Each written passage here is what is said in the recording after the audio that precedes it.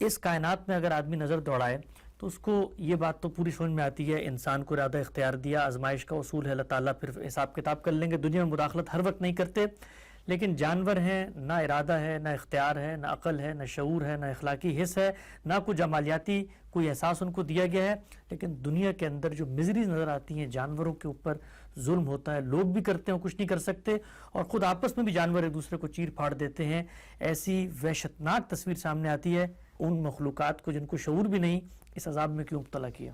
اس معاملے کو دیکھنے کے دو زاویے ہیں۔ ایک یہ کہ مجھے اور آپ کو جو حادثہ اخلاقی دیا گیا ہے اس کی روشنی میں اس کو دیکھا جائے۔ میں نے اور آپ نے کیا، اس پوری دنیا میں اربوں انسانوں نے قدرت کے اس فیصلے کو قبول کر لیا ہے کہ بہت سے جاندار ہماری غذا کے لیے پیدا کیے گئے۔ ٹھیک، چنانچہ یہ صرف جانوروں کا مسئلہ تو نہیں ہے، ہم بھی لاکھوں کی تعداد میں جانوروں کو ذبح کرتے ہیں، ان کا گوشت کھاتے ہیں۔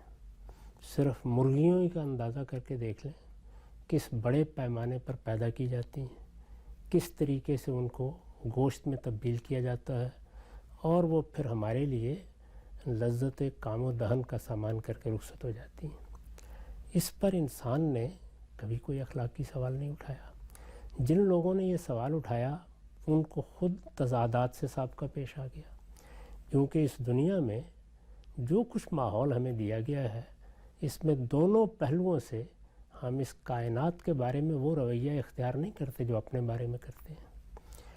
انسان کے بارے میں تو میرے حادثہ اخلاقی کا ازل سے یہ فتویٰ ہے کہ اس کی جان، اس کے مال اور اس کی آبرو کے خلاف کوئی اقدام نہیں کیا جا سکتا۔ اس وقت بھی دنیا میں جو بڑے سے بڑے نظام وجود میں آئے ہیں، غور کر کے دیکھ لیجئے، ان میں اصل اہمیت اسی چیز کی ہے، اور اسی کو ایک اخلاقی اصول کے طور پر مانا جاتا ہے کہ انسانی جان کے خلاف کوئی اقدام نہیں ہو سکتا۔ لیکن بہت بڑے پیمانے پر جانور سدھائے جاتے ہیں، جانور پالے جاتے ہیں، جانوروں سے کام لیا جاتا ہے۔ صرف جانوروں ہی سے نہیں بلکہ ایک دوسرا پہلو بھی ہے، وہ یہ ہے کہ جو چیز میری جان کے لیے اذیت کا باعث بن سکتی ہے اس کو بے تکلف ختم کر دیا جاتا ہے۔ مچھر مارتے ہیں، روزانہ سانپ مارتے ہیں، مچھر مارتے ہیں، گھر میں چونٹیاں آ جائیں تو ان کو جینے نہیں دیتے۔ حشرات والارض کی کتنی قسمیں ہیں جن سے پورے علاقے خالی کرا لیے جاتے ہیں۔ جنگلوں میں کیا صورتحال پیش آتی ہے۔ پھر ذرا اس سے آگے بڑھ کے دیکھیے، یہ پوری کی پوری کائنات اگر اللہ تعالیٰ کے بیانات کو سامنے رکھا جائے تو جمادات تک میں ایک شعور رکھتی ہے۔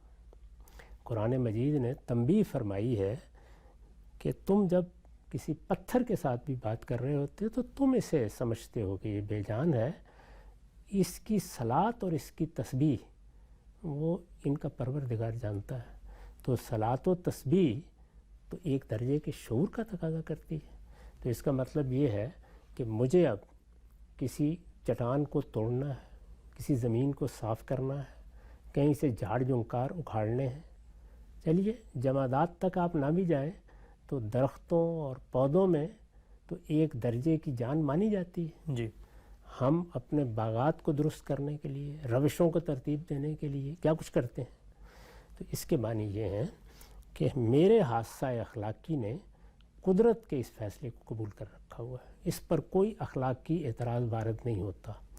میں اگر صبح اپنے باغ کی گھاس کو کاٹ کر صاف کر دوں اور اس میں لاکھوں کروڑوں گھاس کے پودوں کے سر کاٹ دوں محض تزئین کے لیے، تو مجھے کوئی گرفتار کرنے کے لیے نہیں آئے گا، کوئی مقدمہ میرے خلاف نہیں ہوگا۔ کیوں نہیں ہوگا؟ اس لیے کہ میرے حادثہ اخلاقی کا فیصلہ یہی ہے۔ تو انسان دنیا میں جب چیزوں پر اعتراض کرتا ہے اس کی بنیاد کیا ہے؟ ظاہرہ اس کی بنیاد ہے میرے حادثہ اخلاقی کا فتویٰ۔ بالکل ٹھیک، یعنی مجھے جو شعور دیا گیا ہے، میری ابتدا، میرا علم یہ کہاں سے شروع ہوگا؟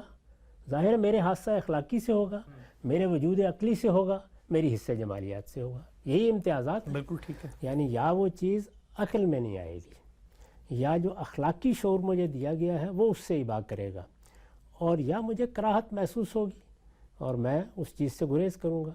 وہاں میری حصہ جمالیات فیصلہ کرتی ہے۔ یہ تینوں کو سامنے رکھ کے دیکھ لیجئے، تینوں کے تقاضے سے انسانوں نے بحیثیت مجموعی، مستثنیات ہر جگہ ہوتی ہیں، اس فیصلے کو قبول کر رکھا ہوا ہے۔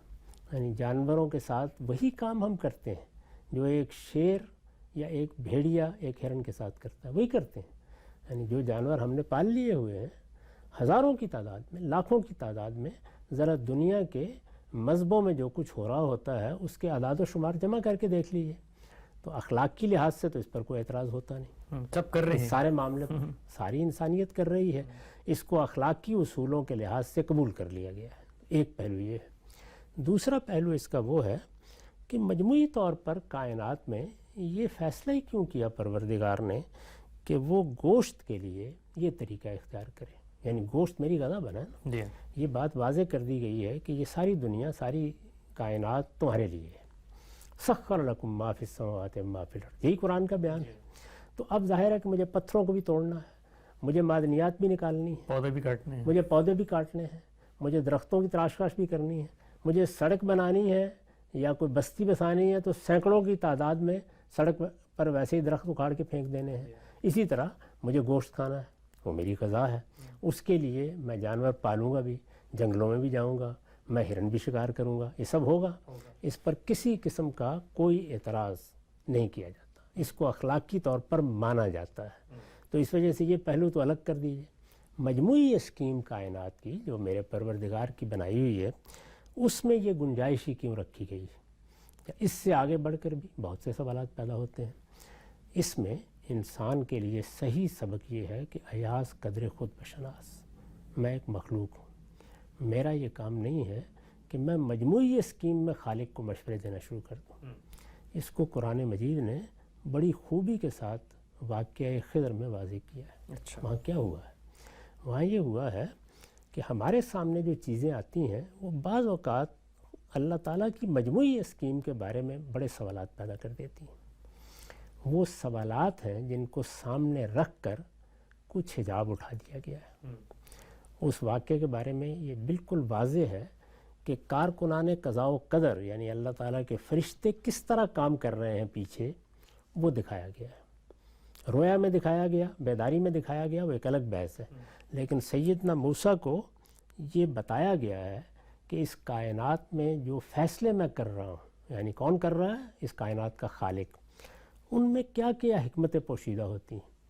اس میں ساری حکمتوں سے پردہ نہیں اٹھایا گیا، بلکہ کچھ حصے سے پردہ اٹھا کر بتایا گیا ہے کہ اپنے خالق پر اعتماد رکھو، اس نے جو فیصلے بھی کیے ہیں وہ حکمت پر مبنی ہے، وہ علیم و حکیم ہے، اپنے علم اور حکمت کی بنیاد پر ہی فیصلے کرتا ہے۔ چنانچہ تینوں واقعات کو آپ دیکھ لیجئے۔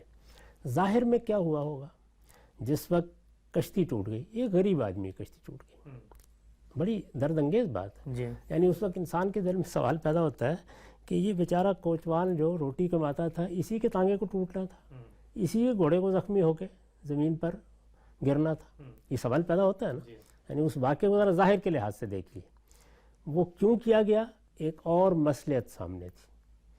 اس مصلحت پر آپ ایک سوال کریں گے تو کوئی اور مصلحت سامنے ہوگی، تو اس طرح سے ایک کے بعد دوسری علت سامنے آتی چلی جائے گی، ایک کے بعد دوسری حکمت سامنے آتی چلی جائے گی، ایک جگہ تک پردہ اٹھا دیا۔ انسان کے ذہن میں سوال لازماً پیدا ہوتا ہے، اس کو اس طرح نمایاں کیا کہ سیدنا موسیٰ صبر نہیں کر پا رہے، وہ کہتے ہیں کیوں کیا ہے، یہ ایسا کیوں ہوا ہے، یعنی یہ نہیں ہونا چاہیے۔ تو یہاں کیا ہے؟ یہاں سیدنا موسیٰ مجموعی اسکیم کو دیکھتے ہی مضطرب ہو گئے، یعنی وہاں کیا معاملہ چل رہا ہے ایک حصے کو دیکھ کر، اور انہیں بتایا گیا کہ اب ہم آپ کو سمجھاتے ہیں کہ جو چیز اضطراب پیدا کر رہی ہے اس کے پیچھے کیا ہو رہا ہے۔ اسی طرح کا معاملہ اس بچے کے بارے میں ہوا ہے، یعنی والدین کے ہاں پیدا ہوا، اس سے ان کی محبت ہوگی، تعلق خاطر ہوگا۔ ظاہر کے لحاظ سے دیکھیے تو کیسا کوحرام برپا ہوا ہوگا کہ جب والدین کا اکلوتا دنیا سے رخصت ہو گیا۔ ہماری دیہاتی زندگی کے لحاظ سے دیکھیں، اس میں بھی بڑے سوالات پیدا ہوئے۔ ان سوالات کے جواب میں بھی اللہ تعالیٰ نے اپنی حکمت کا ایک پہلو نمایاں کیا اور یہ کہا کہ ہم اس طرح معاملے کو دیکھ رہے ہیں۔ اس میں بھی بڑے سوالات آگے پیدا ہو جاتے ہیں کہ دیا ہی نہ جاتا، اس کا بھی ایک جواب ہوگا۔ اسی طرح کی صورتحال تیسرے معاملے میں ہے جہاں دیوار کھڑی کر دی گئی ہے۔ تو یہ تینوں واقعات کیا کر رہے ہیں؟ کیا یہ بحیثیت مجموعی پوری کائنات کی حکمت کو ہمارے سامنے رکھ رہے ہیں؟ نہیں، جو سوالات ہمارے ذہن میں پیدا ہوتے ہیں اللہ تعالیٰ کی مجموعی یا ہمارے خالق کی مجموعی اسکیم کے بارے میں، اس کے ایک حصے سے پردہ اٹھا کر ایک خاص سبق دے رہے ہیں، اور وہ وہی ہے جس کا میں نے 2 لفظوں میں اظہار کیا کہ اپنے حدود میں رہو۔ تمہارا کام ہے جہاں سے یہ کائنات تمہیں میسر آئی ہے وہاں سے آگے چیزوں کو سمجھنا، اس کے پیچھے کیا ہے یہ اصل میں اللہ کے علم اور حکمت کا احاطہ کرنا ہے، یہ تمہارے لیے ممکن نہیں ہے۔ اس میں صحیح رویہ کیا ہے؟ وہ یہ کہ جتنا علم مل جائے اور جتنا علم ہم اپنے کسی ذریعے سے حاصل کر لیں اس پر اس کا شکر ادا کریں، اور باقی علم کے لیے رب زدنی علما کی دعا کریں، پروردگار ہمارے علم میں اضافہ کر، یہ سبق اس میں دیا گیا ہے۔ تو دونوں چیزوں کو سامنے رکھ کر اس کائنات میں جو کچھ ہو رہا ہے اس کو سمجھنا چاہیے، یعنی ذات باری کے فیصلے کس اصول پر ہیں؟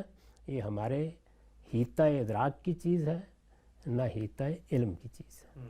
یہ وہ چیزیں نہیں ہیں کہ جس کو میں یا آپ گرفت میں لا سکیں۔ ہم تو ابھی عام انسانوں کے فیصلے اور معاملات کو اس طرح گرفت میں نہیں لا سکتے۔ جو چھوٹی چھوٹی سلطنتیں دنیا میں قائم ہیں ان کے فیصلوں کے راز بھی پوری طرح گرفت میں نہیں آتے۔ کہا جاتا ہے نا کہ رموز مملکت خیش خسرواں دانند، کیوں کہا جاتا ہے؟ اس لیے کہ ایک عام آدمی کی حیثیت سے میرے اور آپ کے ذہن میں 10 سوالات ہوتے ہیں۔ ہم نے خود اپنی آنکھوں سے دیکھا ہے کہ جیسے ہی ہمارے سیاستدان اقتدار کی مسند پر پہنچ جاتے ہیں تو ان کے رویوں میں تبدیلی آ جاتی ہے، ان کا علم بڑھ جاتا ہے، ان کا علم بڑھ جاتا ہے، وہ چیزوں کو اور جگہ سے دیکھتے ہیں، دنیا انہیں اور جگہ سے نظر آتی ہے۔ اس وقت اگر آپ اندازہ کریں کہ مسلمانوں کی جمعیت ایک خاص طرح کے ذہنی اضطراب سے گزر رہی ہے، کیونکہ ان سے ایک بڑی سلطنت چھن گئی، ان کا دنیا میں عروج تھا وہ ختم ہو گیا، اس کے نتیجے میں ان کی مذہبی قیادت اور ان کی سیاسی قیادت دونوں کے رویوں کا تقابل کر کے دیکھیے، بالکل مختلف طریقے سے سوچتے ہیں، بلکہ ہر جگہ تضاد سامنے آتا ہے۔ وجہ کیا ہے؟ وجہ وہی ہے کہ معاملات کو جہاں سے سیاسی قیادت دیکھنے میں کامیاب ہو جاتی ہے مذہبی قیادت وہاں سے دیکھنے میں کامیاب نہیں ہوتی۔ یہی ہمیں بتایا گیا ہے کہ اس کائنات کو دیکھنے کے لیے تو خدا کی جگہ پر جا کر بیٹھنا پڑے گا، یعنی ماضی کیا ہے، حال کیا ہے، زمان کیا ہے، مکان کیا ہے، ابتدا کیا ہے، انتہا کیا ہے، آگے کیا ہونا ہے، اس سب کو اگر کسی کے سامنے رکھ دیا جائے تو پھر شاید وہ محنت کرے تو اس کائنات میں خدا کے فیصلوں کی حکمتوں کو کسی حد تک سمجھ لے گا۔ ابھی تو صورتحال یہ ہے کہ ماضی پر بھی پردہ پڑا ہوا ہے، یعنی ہم اس کے بارے میں بھی یقینی علم نہیں رکھتے، مستقبل پر بھی پردہ پڑا ہوا ہے، کوئی نہیں جانتا کہ جو خبر دی گئی ہے وہ کس طرح ظہور پذیر ہوگی، اور بہت سے لوگ تو اس کو ماننے کے لیے تیار نہیں ہیں۔ تو ایک چھوٹا سا اسپین ہے جس کے اندر یہ مادہ، یہ کائنات، اس میں فیصلے وہ ہمارے سامنے آتے ہیں۔ اس میں ہم اپنے علم کی ابتدا یہاں سے کرتے ہیں کہ جو کچھ قدرت کی طرف سے میسر آ گیا ہے ہم کو وہاں سے سمجھنا شروع کرنا ہے۔ دنیا میں سائنس کی ترقی بھی اسی اصول کو ماننے سے ہوئی ہے، یعنی انسان نے یہ بات سمجھ لی کہ میرے لیے اصل سوال یہ نہیں ہے کہ کیوں، یہ سوال کیوں ہے جو آپ نے کیا ہے، اور جو اسی ذیل کے اور سوال آپ کریں گے وہ سب اسی عنوان کے تحت آتے ہیں۔ نہیں، ہمارا معاملہ یہاں شروع ہوتا ہے کیسے، اور کیسے کے بعد جتنے اخلاقی پہلو ہیں جو ہمیں حادثہ اخلاقی دیا گیا ہے اس میں ہم اپنے آپ کو سامنے رکھتے ہیں اور یہ دیکھتے ہیں کہ اب ہمارا فیصلہ کیا ہونا چاہیے۔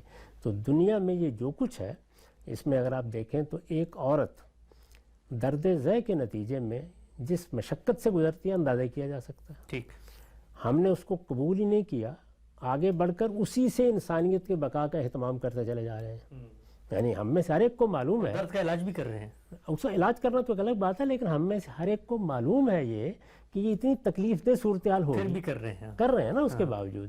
اس کا مطلب ہم نے اس کو اصول میں قبول کر لیا۔ اسی طرح کا معاملہ میں نے عرض کیا کھانے پینے، کائنات سے معاملہ کرنے، پتھروں کو توڑنے، موذی جانوروں سے نجات حاصل کرنے، جنگلوں کو صاف کرنے، ان سب چیزوں میں اگر آپ دیکھنے کو دیکھیں تو اس طرح کی قریبی حکمتیں ہر چیز کی بیان کی جا سکتی ہیں۔ مثال کے طور پر اگر یہ جو جانور ہم دیکھتے ہیں ایک دوسرے کو چیر پھاڑ رہے ہیں، یہ گوشت نہ کھا رہے ہوتے تو شاید صدیوں تک ہمیں توجہ ہی نہ ہوتی کہ گوشت بھی کوئی کھانے کی چیز ہے۔ بہت اہم نقطہ۔ ہاں، اب ایک پہلو واضح ہو گیا، لیکن کیا اس پہلو کے بعد سارے سوال کا جواب مل گیا ہے؟ نہیں۔ تو میری بات کا خلاصہ یہ ہے کہ ہمارا اپروچ کیا ہونا چاہیے۔ یہ اپروچ درست کریں گے تو کوئی سوال پیدا نہیں ہوگا، اور جو سوال پیدا ہوتے ہیں وہ ہمارے دائرے کے سوالات ہوں گے، اور یہ اپروچ درست نہیں کریں گے تو اپنے آپ کو بھی خرابیوں کی نظر کریں گے، اپنے حدود سے بھی تجاوز کریں گے، اور نتیجے کے طور پر صرف ڈپریشن خریدیں گے اور کوئی چیز حاصل نہیں